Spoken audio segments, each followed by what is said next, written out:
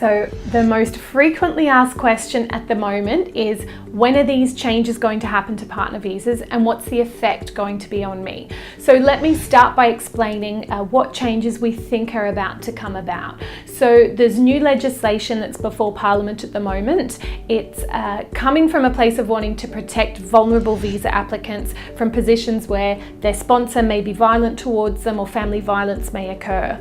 And the way that they're looking at protecting visa applicants is by separating the sponsorship from the visa application. So that means that the sponsor will need, the Australian citizen or permanent resident will need to lodge a sponsorship application first. And that can include, or will always include rather, providing police checks so that the Department of Immigration can be satisfied that that person is safe to sponsor, and they're not going, by granting the visa or granting sponsorship to this person, is not going to result in the visa applicant being in difficult circumstances or dangerous circumstances. There's also going to be some penalties in place where the sponsor is found to have not complied with the requirements of being a sponsor.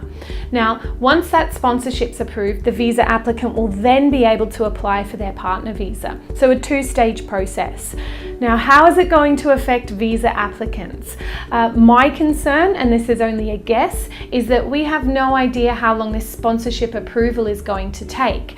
If you're applying for a partner visa from outside of Australia, it's not really a big deal. You're in your home country, your sponsor will go and put their approval in first. As soon as it's approved, you can apply for your partner visa application. Where I'm concerned about the impact is for visa applicants inside Australia. So commonly we'll see situations where the visa applicant has arrived in Australia to be with their partner long term on a visitor visa, meaning they only have 3 months for that visa to be lodged. Or it may be that they're here in Australia on a student visa or an employer-sponsored visa, and there's an expiry date on that visa, and the next step for the couple is to lodge the partner visa. My concern is right now that we don't know how long that sponsorship will take. If that sponsorship takes 3 months, 4 months, 6 months to approve, and the visa applicant is sat waiting with an expiring visa, there may be a situation where the visa applicant will need to depart from Australia, and it may change the way they're able to apply for the partner visa, meaning they may have to apply from outside of Australia, which could result in periods of separation for the visa applicant and the sponsor.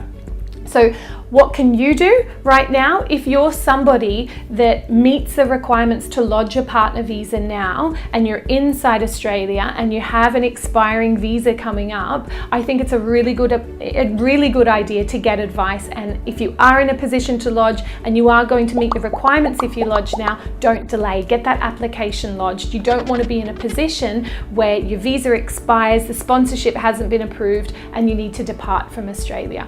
If you're not sure, it's best to get one-on-one advice from a registered migration agent.